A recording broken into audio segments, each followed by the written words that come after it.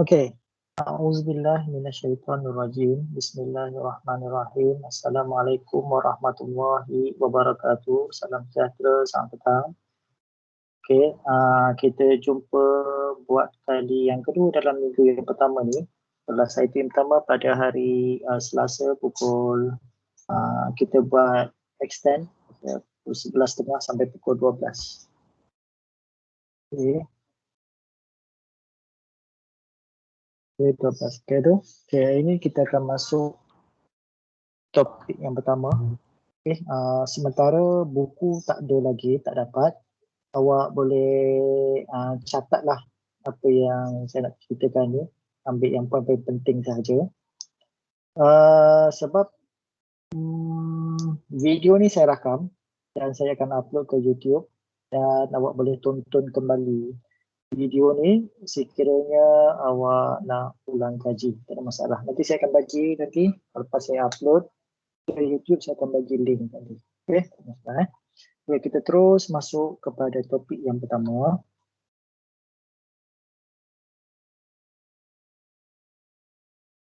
Okey, boleh nampak dengan jelas ni. Harap semua ada orang nak masuk ni. So, yang kat lobby ni masuk dah. Okey, harap semua dah masuk. Okey, ini saya besarkan sampai tahap ni lah. Okey, saya rasa clear kot semua handphone. Okey, kita akan masuk chapter yang pertama, Physical Quantities and Measurement. Kuantiti fizikal dan juga pengukuran. Okay, bab yang pertama, chapter yang pertama. Ada yang ni ke? Semua dah masuk lah. Ada 35. Okay. Okay, yang ni yang saya semalam ceritakan hari tadi tentang summary chapter ni, apa benda yang topik kita dapat, topik besar iaitu physical quantities. Okay, kita akan bahas topik besar. Kemudian measurement, pengukuran dan juga ralat dalam pengukuran. Pengukuran dan ralat. Okey, dalam pengukuran.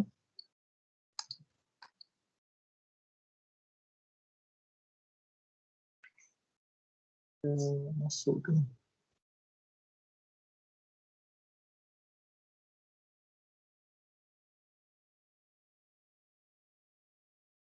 Kalau ada kawan-kawan awak yang nak masuk meet ni, bagi dia masuk.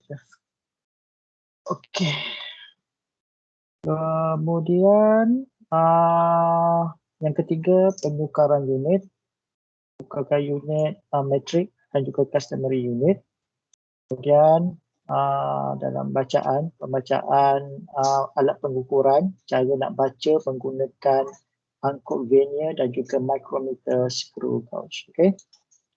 Masuk yang pertama, bismillah. Ini adalah peta konsep. Okay, saya kecilkan peta konsep bagi unit 1. Pengenalan bagi kepada 2, iaitu dalam topik physical quantities measurement ni adalah physical quantity, satu lagi adalah measurement lah. So ini pertama, ini yang kedua, measurement. Dalam physical quantities ni kita akan baca tentang base quantities, vector. Apa maksud base, vector, ada derived quantity, ada skala.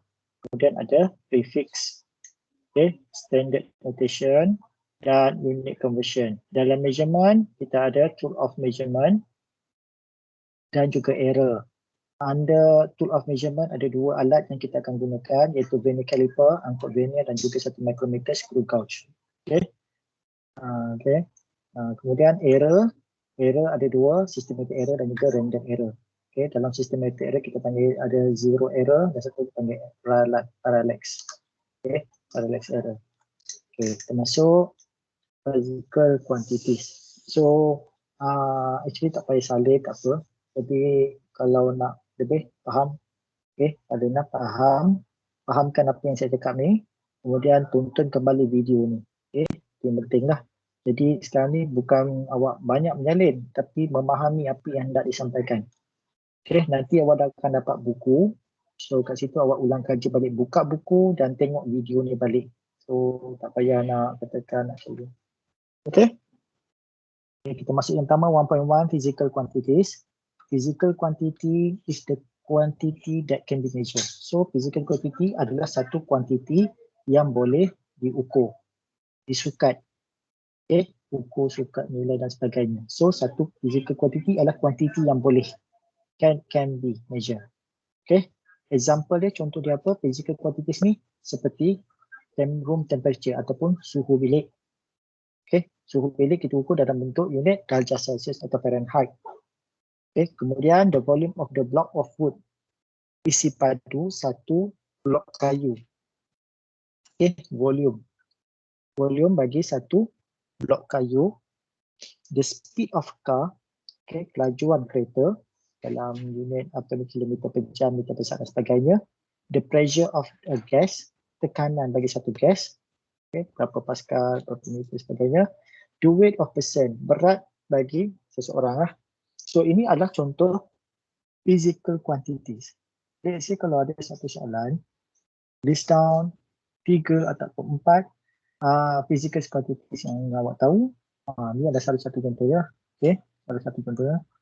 Okay, volume, kemudian speed car, kemudian pressure, dan apa-apa lah. Okay, tak semestinya banyak lagi benda-benda ni. Okay, semua benda yang boleh diukur, boleh disukat. Physical quantities consist of two parts. Physical quantity ini terdiri daripada dua bahagian. Okay, terdapat dua bahagian, iaitu yang pertama ialah bahagian numerical, bahagian numbering dia, dan yang kedua adalah bahagian unit dia, nombor dan juga unit dia. Katakan 3 ekor ayam. 3 itu adalah numerical value. Unit of measurement adalah ekor lah. Maknanya kita berjodoh bilangan dia. Okay. Jadi kalau kat sini berat dia adalah 54 kg. So 54 tu adalah numerical. Okay, numerical nombor lah, 6. Nombor. Okay. Satu adalah unit dia. Unit bagi mass adalah jisim lah, bukan berat. Okay, kalau berat adalah weight. Weight diukur dalam Newton. So kat sini kita nampak physical quantity dia adalah mass ataupun jisim. Okay. Dan simbol bagi jisim adalah M. Mass lah, M macam ni. Okay. Ini adalah simbol dia. Physical quantity adalah mass. Dan simbol dia adalah M.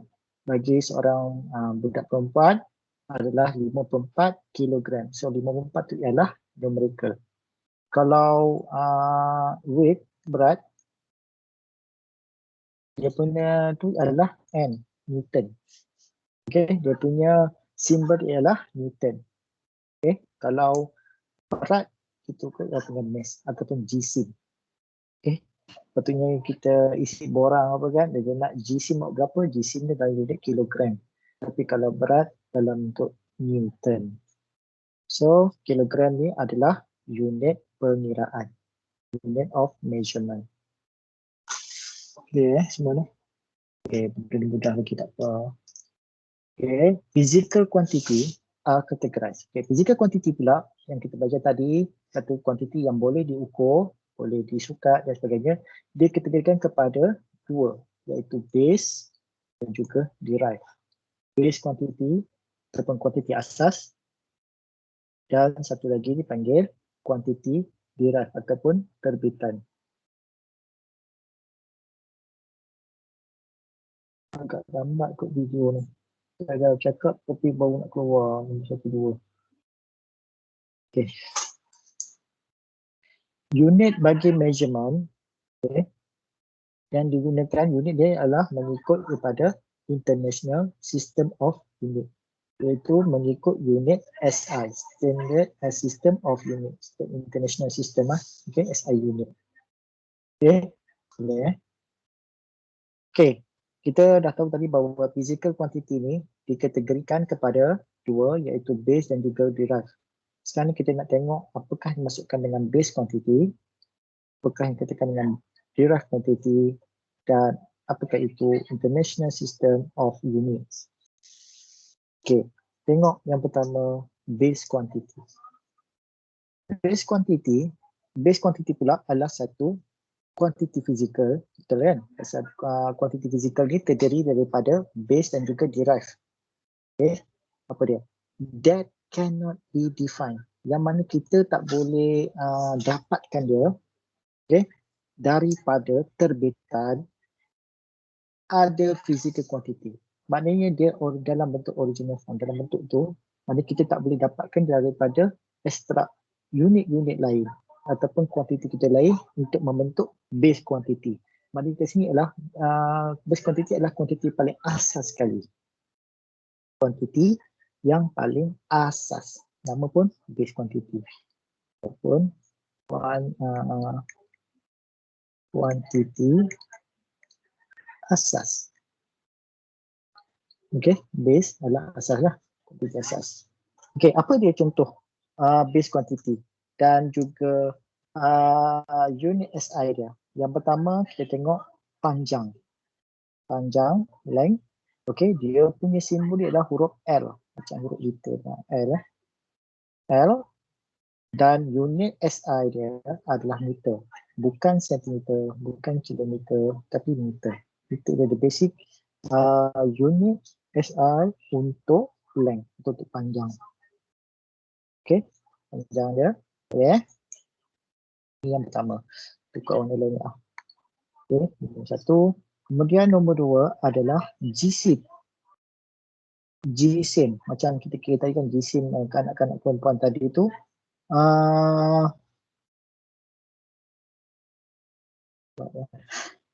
GSIM mass. Simbol dia adalah M. M. Kemudian unit dia adalah dalam kilogram. Bukan gram, bukan miligram, dan bukan lain. Tapi kalau pakai kilogram. This is a basic unit bagi untuk kira ni lah. Kalau kurang daripada 1 kilo, kita tulislah 0.01 kilogram. Maksudnya berapa? Lebih kurang dalam 10 gram. Okay. Kemudian yang ketiga adalah time, masa. Masa, simbol dia dipakai huruf T kecil. Bukan T besar. T besar untuk temperature. T kecil. Okay. Small letter tu, T kecil.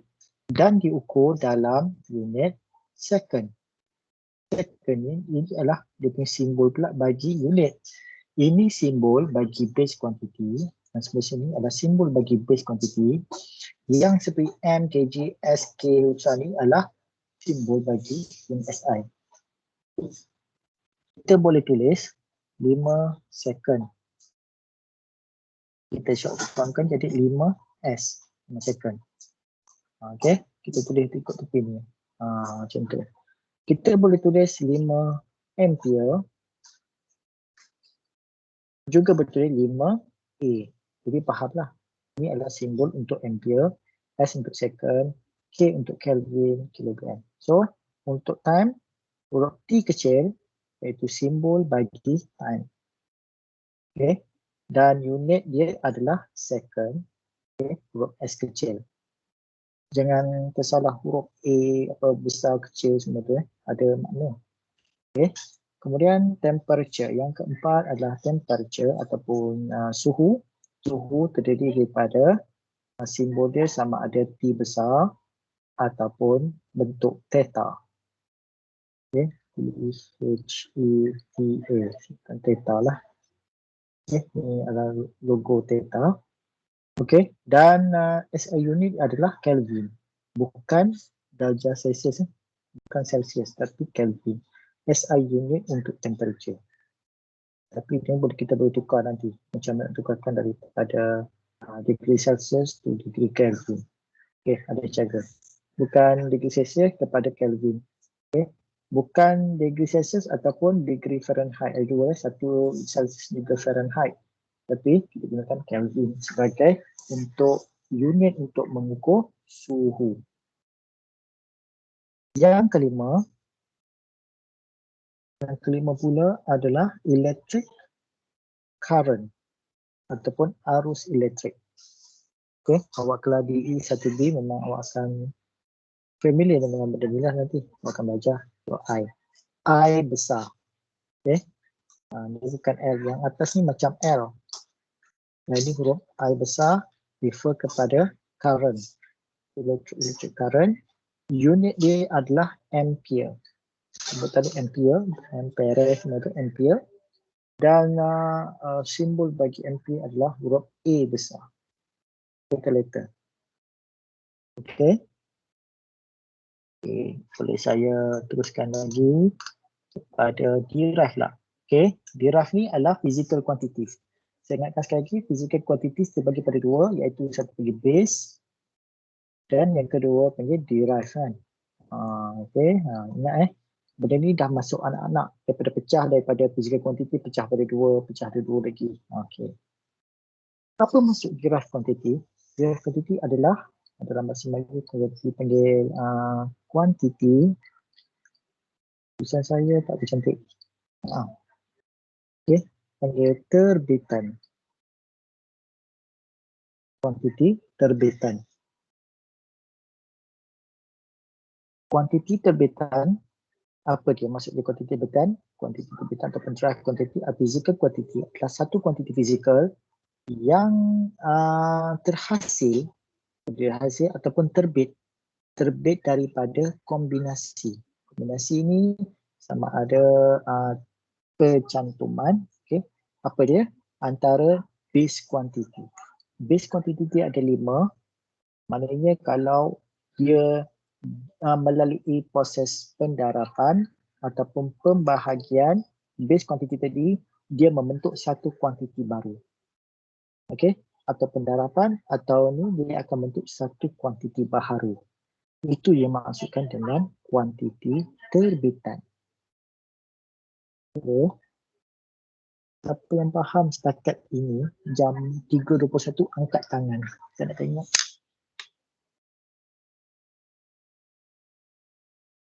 Tapi yang faham angkat tangan. Oh, anda semua faham. Okey. Nanti standby saya nak ambil gambar. So nanti perempuan pakai tudung. Nanti pakai tudung, saya akan ambil gambar waktu setelah habis kelas.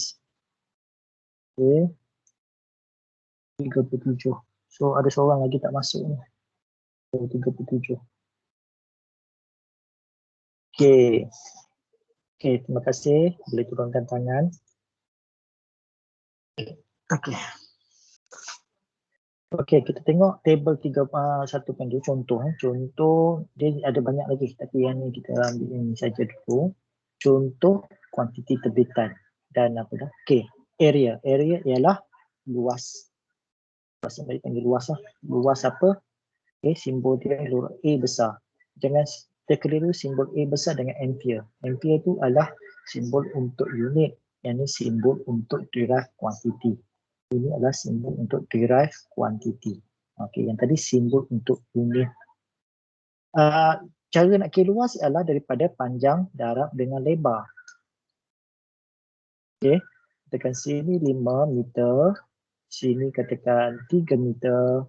So luas kotak 5 dengan 3 ni dia akan jadi 5 kali dengan 3 meter. So dapat berapa? 15 meter persegi. M kali M dapat M kuasa 2. 5 kali 3 dapat 15. M kali M dapat 5 kuasa 2. So, M kuasa 2. So dapatlah.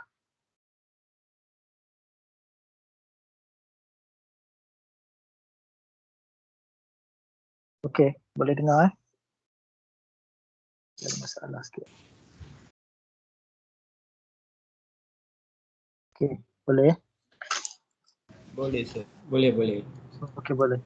Saya tengok macam video macam lambat. Apa yang saya cerita betul tak? Saya cerita video tak sampai lagi. Betul sir. Macam mana? Ada tadi dia macam lambat sikit.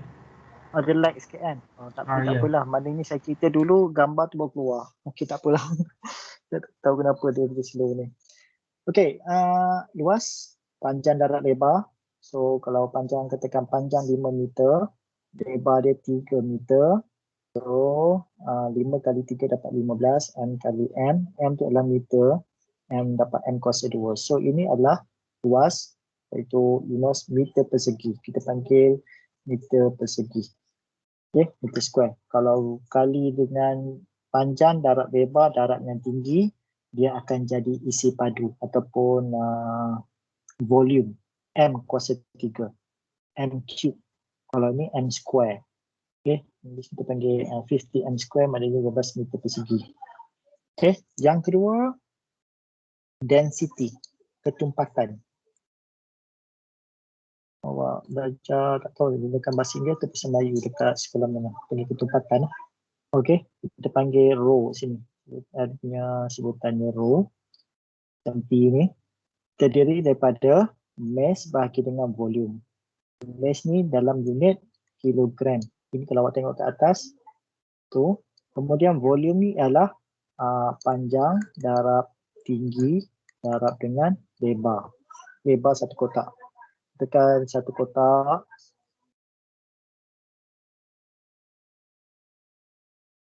Okay. Satu cube macam ni. Tak sampai lagi, tak pergi cube lagi. Okay. Awak boleh tahu lah panjang, darab dan lebar. So, dapatkan dia punya volume dia, mass dia. Okay. So, mass bagi volume, okay, macam ni lah. Kenapa negatif 3? Pasal dia ada di bawah. Okay, kalau awak belajar, saya rasa matematik dah ajar kot. Okay. Kita boleh tulis sama ada macam ni ataupun kilogram bahagi dengan M kuasa 3. Allah, penuh sangat. Saya padam dulu. Padam yang tak berkaitan.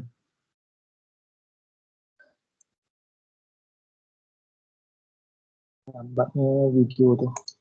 Okey, kita boleh tunjuk ke dengan kilogram per meter pada kilogram macam ni ataupun macam ni. Biasanya kita akan tulis direct dalam in one line lah, satu baris sahaja. Video simpan. Okey. Yang ketiga dipanggil velocity ataupun pecutan. Okey. Acceleration pecutan. Velocity halaju. Silap. Acceleration baru pecutan. Ni halaju. Halaju simbol dia adalah V. V kecil. Iaitu combination, apa dia combination dia? Displacement ataupun sesaran. Jarak lah. Jarak unit dalam meter dibahagikan dengan masa. Okay. Time taken kita ukur dalam masuk unit saat. So meter per saat.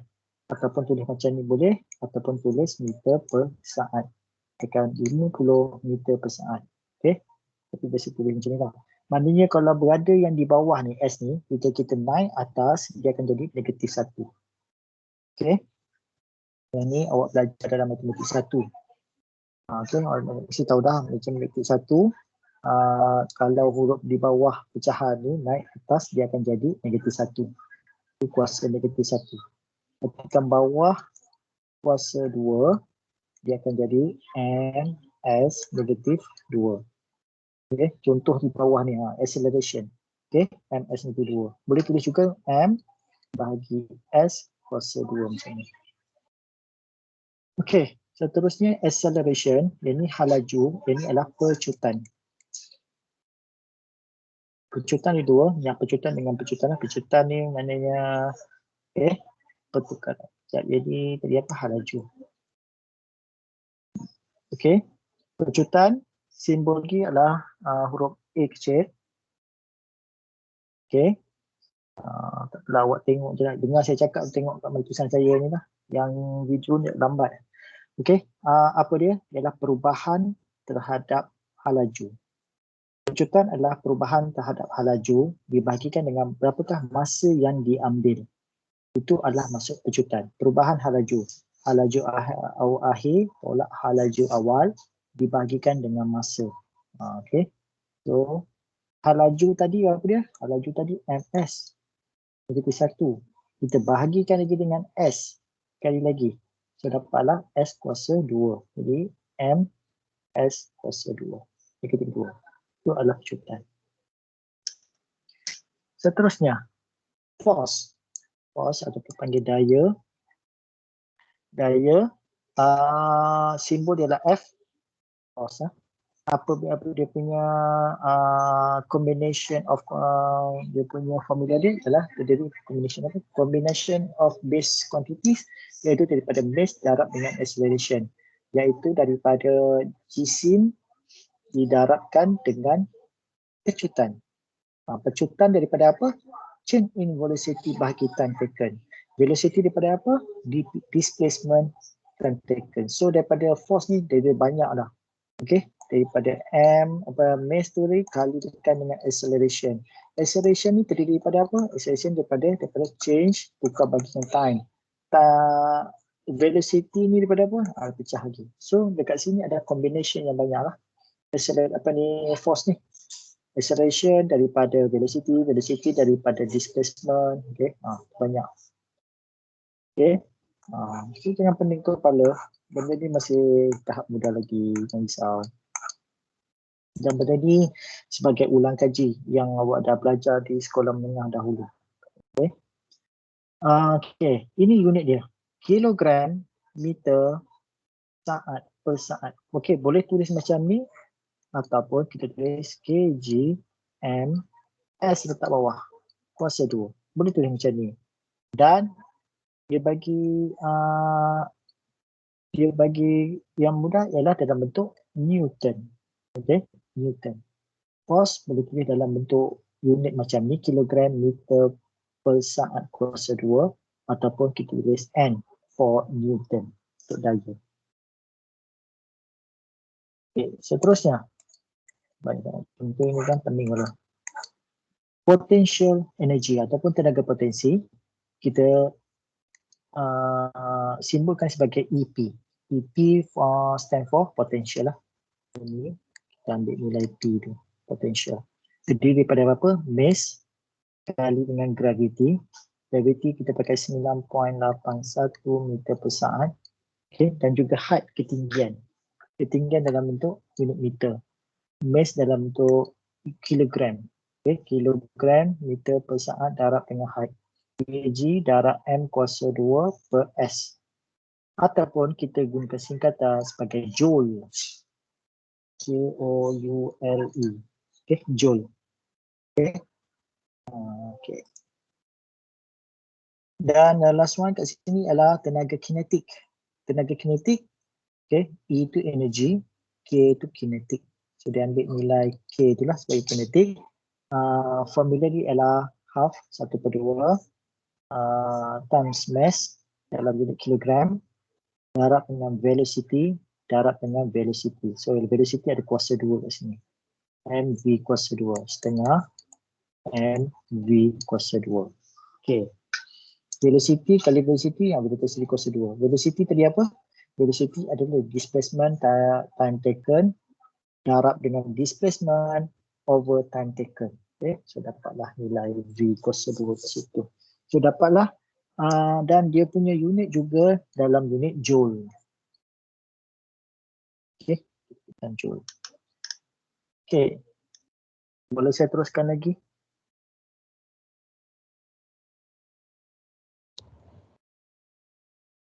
Boleh Boleh masuk lagi kot Dia masih mudah lagi, tak apa. Tukar pen lain. Pen hijau pula. Standard form ataupun kita panggil bentuk piawai. Standard form ataupun bentuk piawai. Standard form also called scientific notation. Notation scientific is used to express magnitude to be most neat, simple and easy to read. Kalau ada satu nombor yang besar, panjang, maksudnya nombor panjang macam mana?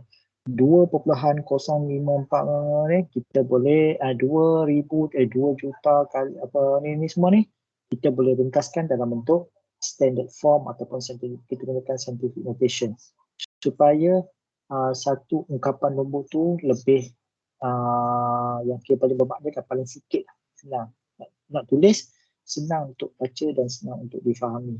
Okay, dan tidak ada ralat penulisan. In scientific notation, numerical magnitude can be written by, okay, kita buat macam ni.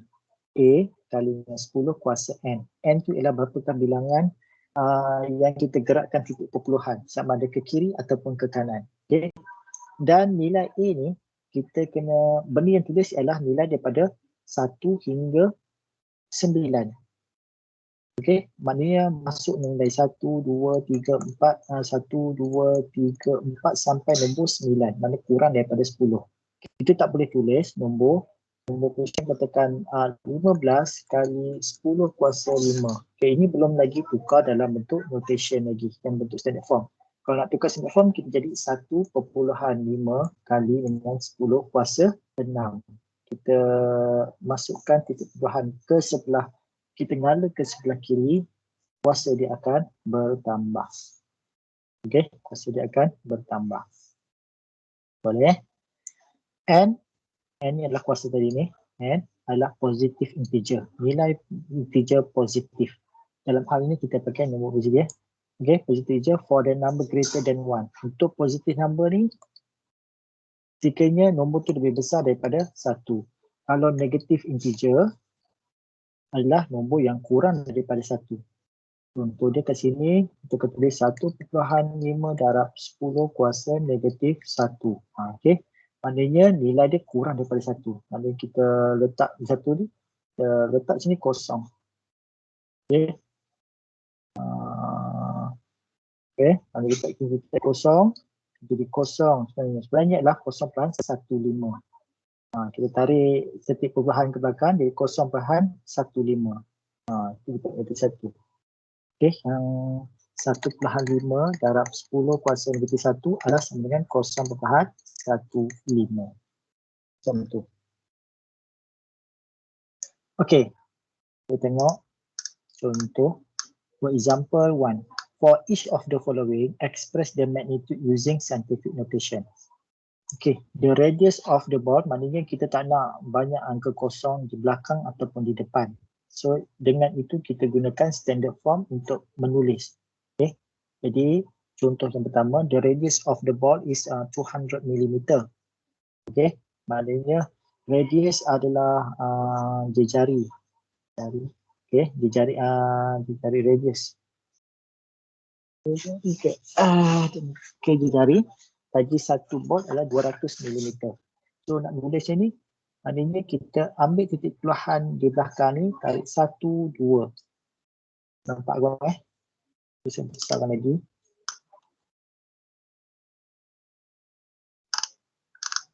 Ni dah besar ni. Okey, harap dekat skrin handphone awak boleh nampak lah. Kita tulis 200 mm. Kita nak jadikan standard form, kita tarik satu, katakan titik belakang ni 1, 2. Tukar mana lain dulu. Okay, buat dulu. Tukar warna biru. Kita tarik 1, 2, nak panah. Okay, ada 2 sini. So 2 ni lah kuasa dia. Macam tu. So tarik kosong ke depan jadinya jadi sama dengan 2.0. Okey, 2.0. Katakan kat sini 210 mm, dia akan jadi 2.1 darab 10 kuasa 2. Macam tu. Okey, ini contoh. Maknanya saya nak tunjukkan kosong ni ada nilai dengan kosong ni. Okey, 2.0 darab 10 kuasa 2. Okey, boleh Okay, tengok the mass of a butterfly ataupun jisim bagi satu rama-rama. Berat dia 0.008 kilogram. Okey, syarat yang pertama sekali ialah awak kena kekalkan unit dia. Jangan awak tukar ni, awak unit pun tukar. So asal dia mm, terus juga tukar pada mm. Jangan tukar meter dan sebagainya. Yang kita tukar adalah nombor sahaja, tapi unit tetap kekal. Okey, yang tukar unit tu lain nanti kejap lagi. The mass of the butterfly 0.008 kilogram. Kalau kita gerakkan titik perpuluhan ni ke sebelah kanan, dia hasilkan kuasa negatif pada 10 tersebut. Okey, kalau kita gerakkan ke kiri, jadi positif. Okey. Gerakan 1, 2, 3. Kita dapat 8.0 darab ada berapa 1, 2, 3 ni ada 3 kan. So, ada 3 nombor. 3 ni, mana dapatlah negatif 3. Kita gerakkan ke sebelah kanan, dia akan menghasilkan negatif. Kiri positif. Harap macam itulah, boleh faham ada punya ni. Kanan positif, kiri negatif. Kanan negatif, kiri positif. So dapatlah 10 kuasa 3. Positif lah, pasal digerakkan ke sebelah kanan. Okey, kanan. Okey, yang ketiga, contoh kat sini, okey, nombor banyak. Kita tak nak kesilapan menulis nombor yang panjang-panjang macam ni.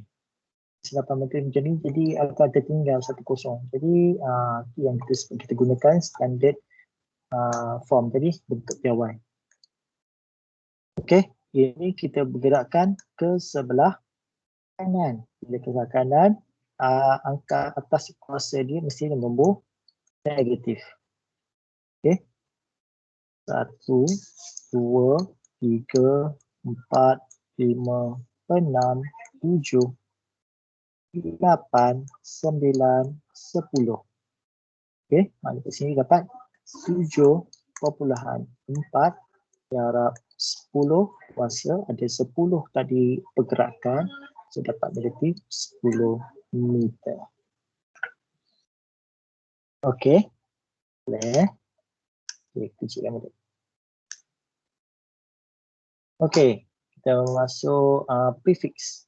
Okay, prefix pula adalah satu huruf letter yang diletakkan placed at the beginning of the word. Mana letakkan pada permulaan satu perkataan. Okay, to modify. Okay, untuk ubah suat its meaning. Itu maksud prefix. Satu huruf yang diletakkan di permulaan satu perkataan untuk modify its meaning, maksudnya. The SI allow, maknanya SI ni apa dia? Sistem International Standard tadi tu. Okay, International Standard of System tadi tu allow membenarkan other unit to be created, okay, from standard or base unit by using prefix which act as a multiplier. Dan huruf-huruf yang diletakkan di depan tu ada makna yang boleh menjadi sebagai multiplier ataupun diharap pendarab, bertindak sebagai pendarab. Okey, contoh dia apa? 2000 meter. Okey, 2000 meter.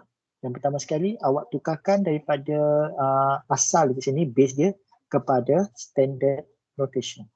Okey, standard yang standard form tadi, bentuk tadi. Okey, yang ni kita bergerak ke arah kanan. Bergerak kanan, kuasa dia positif lah kan jadi. So 2.0 darab 3 kali bergerakkan, so dapatlah kuasa 3 kat sini. So 2 darab 10 kuasa 3 meter. Dan 10 kuasa 3 ni kita boleh tukarkan ke dalam bentuk kilo. 10 kuasa 3 adalah 10 kali 10 kali 10 sama dengan 1000. 1000 kita boleh tukar pada kilo. Macam gram. 1000 gram jadi 1 kilogram. Okay, 1000 tukar jadi kilo.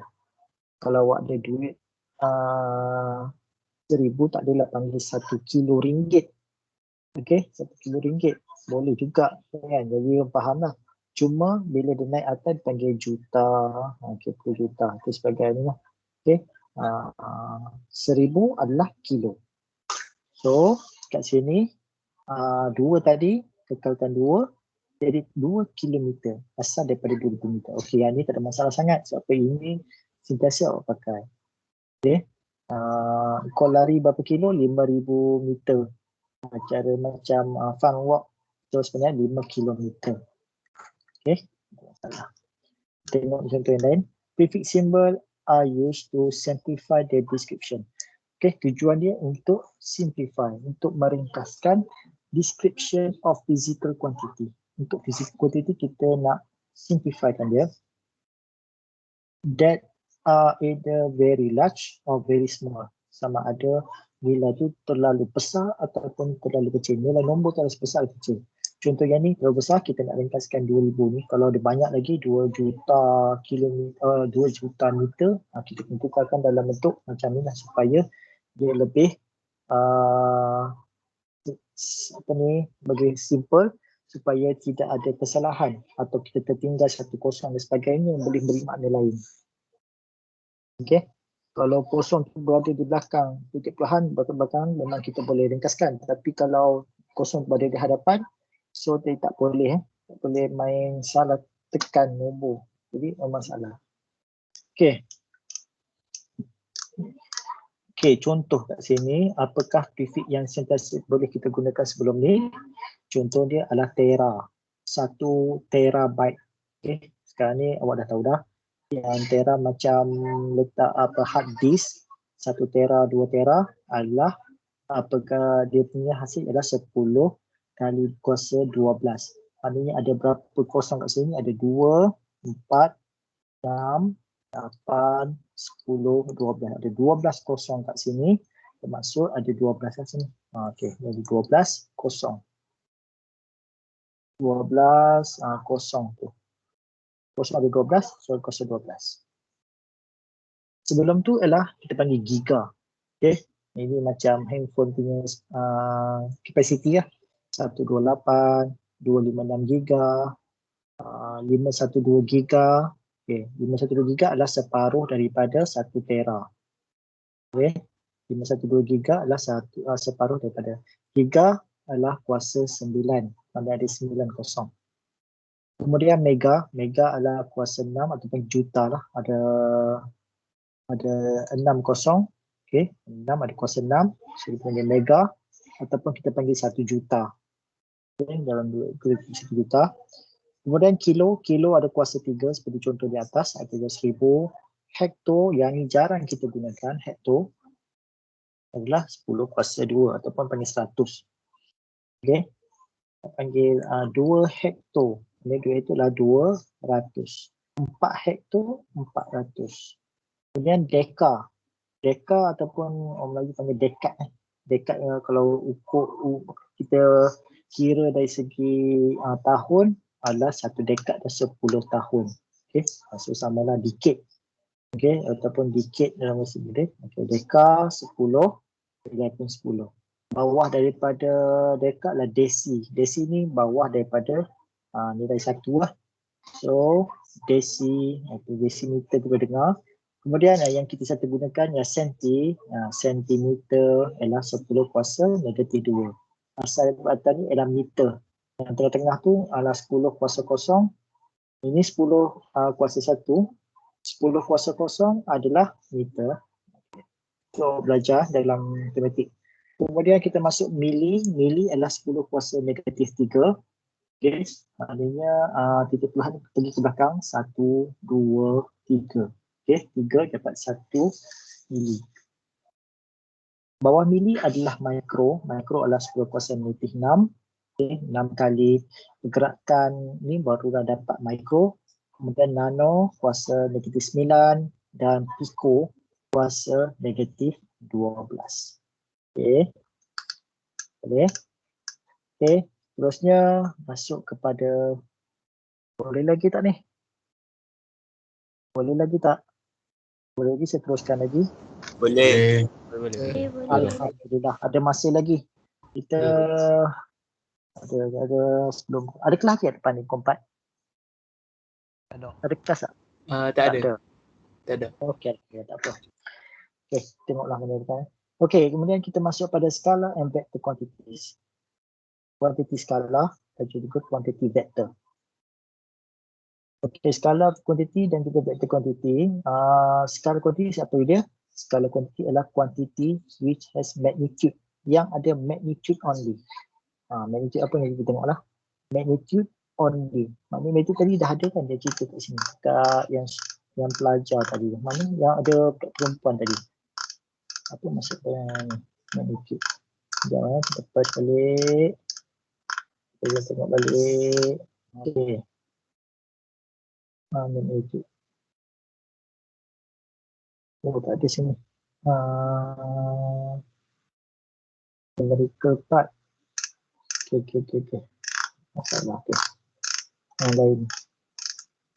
Kita balik. Okay. Skala kuantiti adalah kuantiti yang mempunyai magnitude sahaja. Manakala vektor pula yang ada magnitude dan juga direction. So nanti ini pun dalam ujian, dalam final akan ditanya. Soalan-soalan macam biasalah. Apakah dikatakan dengan kuantiti skala? Apakah maksudnya dengan kuantiti vektor? Skala ada magnitude, yang vektor ada magnitude, nilai dan juga arah. Okay, contoh. Distance, displacement. Okay. Distance adalah kuantiti skala. Okay. Jarak dia berapa meter? 15 meter. Cukup. Vektor pula, displacement adalah sesaran. 15 meter ke utara. 15 meter ke kiri. Itu dimaksudkan dengan direction. Okay. Itu beza dia. Kita displacement. Speed, kelajuan. Velocity, hal laju. Tu beza dia. Mass, apa dia? Jisim. Gitu kan? Acceleration, pecutan. Ini adalah semua contoh kuantiti vektor. Ini kuantiti skala. Volume, isi padu. Force, daya ke kiri, ke kanan. Akan belajar nanti dalam topik yang ketiga nanti. Daya tu ada sudut dia. Ada dia punya angle dia. Okay, jadi plus magnitude plus dengan direction. Ini just magnitude sahaja. Okay. Sekejap.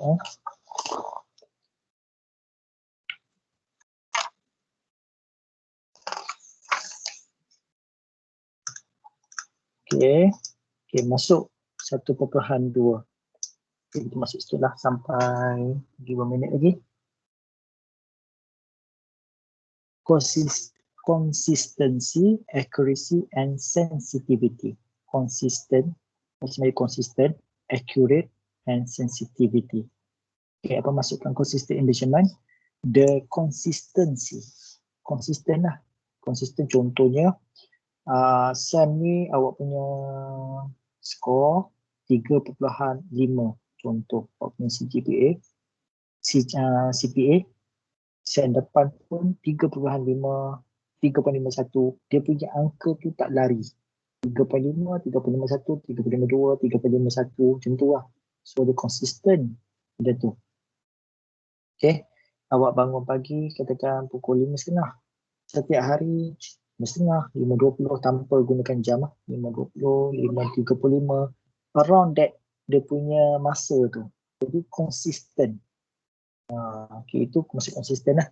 Okay, consistency of an instrument is an ability. Konsistensi bagi satu peralatan, kalau alat pengukuran adalah satu ability, kebolehan dia bagi instrumen tersebut untuk memberikan konsistensi reading, memberikan satu bacaan yang konsisten. Okay, faham Satu konsistensi of the instrument, konsisten ataupun konsisten bagi satu peralatan ini, contohnya pembaris. Kita ni konsisten tak? Kita ukur pembaris kita ni pada satu barang dapat 3 cm. Kita ukur kali kedua dapat 3 cm juga. Maknanya konsisten lah pada, tapi pembaris tu tak accurate sebenarnya. Sebab kita kalau kita ukir dia pakai micrometer ataupun anchored vernier lah kan. Yang paling accurate, tapi kita boleh nampak bacaan lah kat situ. Sebab apa pembaris ni paling hebat pun dia akan boleh bacaan dalam unit milimeter. Senggang ataupun jarak antara satu calik dan satu calik itu adalah 1 milimeter. 1 mm sahaja. Okay. Sebelum itu, the consistency of an instrument is ability, kebolehan of the instrument to give consistent reading. Yang penting ada consistent reading. Okay. Tak adalah macam timbang tu, timbang kali pertama ni, timbang kali pertama berat badan awak 65, timbang kali kedua sekejap aja tukar 70. Sekejap 65, 70 beza sampai 5 kilo. Lagi satu 67. Turun pula. Sekejap naik sekejap turun. Jadi tak konsisten. So alat tu tak boleh digunakan untuk mengukur lagi. When the same physical quantity is measured more than once. Maknanya kita ukur banyak kali, bacaan dia macam tu juga. Maknanya kalau betul-betul dia tak akan berubah, maknanya alatan tersebut, peralatan pengukuran tersebut mempunyai nilai konsistensi yang tinggi. Okay, the measurement taken of the quantity are consistent if they are close to each other. Maknanya bacaan dia memang rapatlah, tak ada jauh-jauh beza sangat lah. Although they may not be close to the actual value. Itu satulah. Okay, to improve consistency. Apakah cara atau kaedah untuk mengimprove consistency? Untuk kita improvekan dia, yang pertama, avoid parallax error. Parallax ni adalah daripada bacaan mata kita lah. Mata kita ni kalau kita nak membaca sesuatu, nak ambil pengukuran, kita kena pandang tepat pada arah line tersebut. Kalau awak tengok macam satu bacaan cecair, mata awak tersebut kena pandang pada bahagian bacaan tu lah. Okey, jangan pandang pada atas. Okey, ini salah, atau pandang pada bawah. Okey, jadi pun salah. Yang pandang betul ialah pandang pada tepat pada garisan ataupun cecair tu dalam tu. Okey, sikit ya. Lagi awak tengok gambar ni sebenar lah. Kemudian yang kedua, exercise greater care and consistency in taking reading. Maknanya ambil bacaan tu lebih pada sekali. Okay. Kita tengok betul-betul bacaan, ambil baca. Okay. Perhatikan betul lah. Kita sekitar lah tadi. Yang ketiga, avoid using defective. Okay.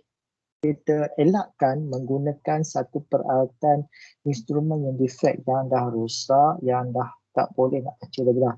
Contoh macam pembaris kita yang dah hilang dia punya apa nama dia punya tu? Dia punya itulah yang calik semua tu dah hilang, bumbu-bumbu pun dah kabur. So kita kena ambil yang terang lah, yang elok, yang barunya. Okay. Accuracy in measurement. Okay, accuracy ketepatan. Tadi konsisten, accuracy ketepatan. Accuracy is a degree of how close. Maknanya berapa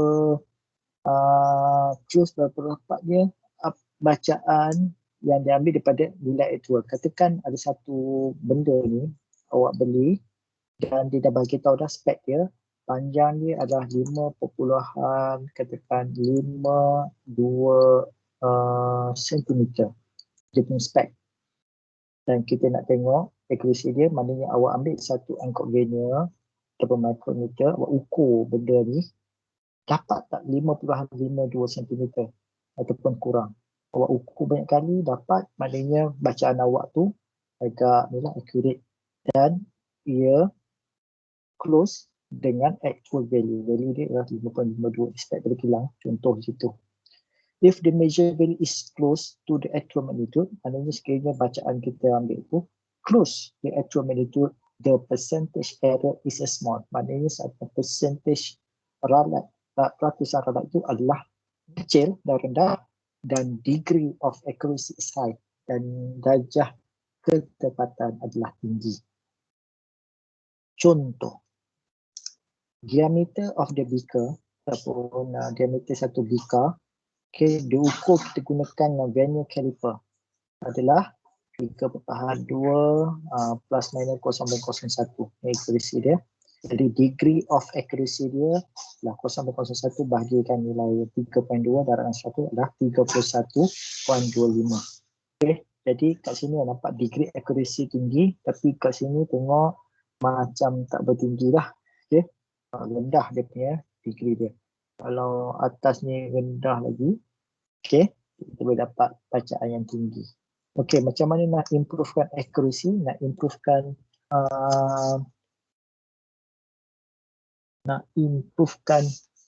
ketepatan? Kita take repeated reading. Ambil bacaan banyak kali, bukan sekali ambil. Okey, banyak kali. Kalau ada 3 orang, seorang ambil 3 bacaan. 1, 2, 3. 1, 2, 3. 1, 2, 3. Kau baca pula, aku baca berapa, dapat semua. Katakan yang ni, dapatkan dia punya purata nilai dia. Katakan sini dia baca 0.01, 0.012, 0.013. Campurkan semuanya, bahagi 3. Yang ni pun campur bagi 3, ni campur bagi 3. Yang ni lagi campur bahagi 3. So, bila 3 orang dapat, dia baca ada lebih accurate. Lebih tepat lah. 3 orang baca, terus orang baca 3 kali, dapatkan purata. Purata 3 orang pula, itulah nilai yang paling tepat. Kemudian seperti biasa ralat kita avoid parallax error macam mata tadi. Avoid and adjust for the zero error. Zero error pada alat kita tukar, kita adjust dia. Sebelum kita start buat measurement, kita akan calibrate alat dulu untuk elakkan zero error ni. Okay, yang ni sikit Okay, the difference between consistency, accuracy can be shown by the speed of the shooting target. Contoh kita ambil memanah atau menembak lah. Okay, ini menembak. Okay. Ini menunjukkan kedudukan iaitu accurate and precision, okay, ketepatan dan konsisten. Tepat pada yang bahagian bullseye ni, tengah ni. Kita markah sini 10, 9, 8, 7, 6, 5, 9, keluar. So, dia tepat pada bullseye dan konsisten. Konsisten maknanya dia tembak pada kawasan yang sama sahaja. Ini konsisten. Accurate maknanya rujuk pada tengah bullseye dan konsisten adalah nilai yang sama di tempat yang sama. Yang ni pula don't accurate sebab dia tidak kena pada bahagian bullseye. Tidak tepat, tetapi dia punya ni adalah konsisten satu tempat. Okey, yang ni pula accurate sebab berada kat tengah tapi tak konsisten. Ada yang keluar sikit jadi tempat dia tak sama. Dan yang ni pula berkata lah tak accurate, tak konsisten. Okey. Okey, bab sensitivity ni saya nak sambung pada minggu depan pada hari kita berhenti kat sini dulu sampai ni. Jadi kita akan sambung tolong ingatkan tolong termarking sikit. Kita akan sambung pada hari Selasa depan untuk bab sensitivity of measuring instrument. Okey. Satu cuba bila habis seperti ni. Sekejap saya tengok latihan. Okey. So kita sambung pada minggu depan untuk topik ni. Okey, ada sebarang apa nak tanya tak?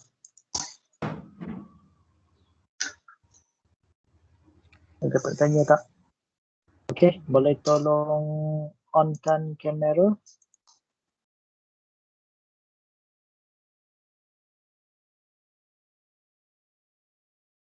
Okay, onkan kamera. Sangat saya ready strategi attendance. Berapa gram? 30.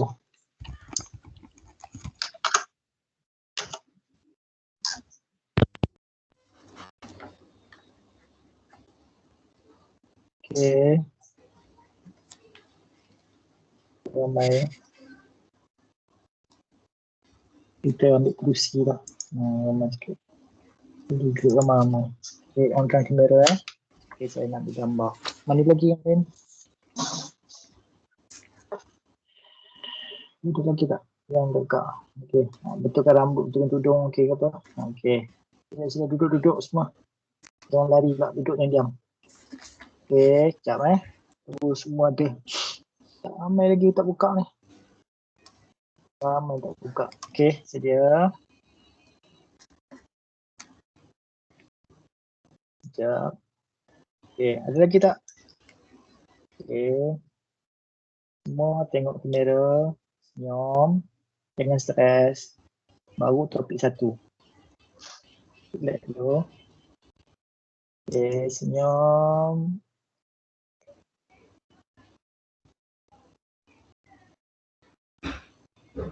Okey, terima kasih. Ada apa-apa soalan tak nak tanya? Angkat tangan. Angkat tangan dan bertanyalah, silakan. Tak ada tak nak tanya apa-apa? Okey, kalau tak ada apa-apa, kita stop kat sini dulu. InsyaAllah kita jumpa pada hari Isnin depan. Kita sambung lagi topik bagi habis. Okey? InsyaAllah, terima kasih banyak. Terima kasih, Saya sir. sudahi dekat. Thank you, sir. Wabillahi taufiq dan hidayah. Assalamualaikum warahmatullahi wabarakatuh. Thank you, sir. Thank you, sir. Assalamualaikum. Assalamualaikum. See you. Thank you.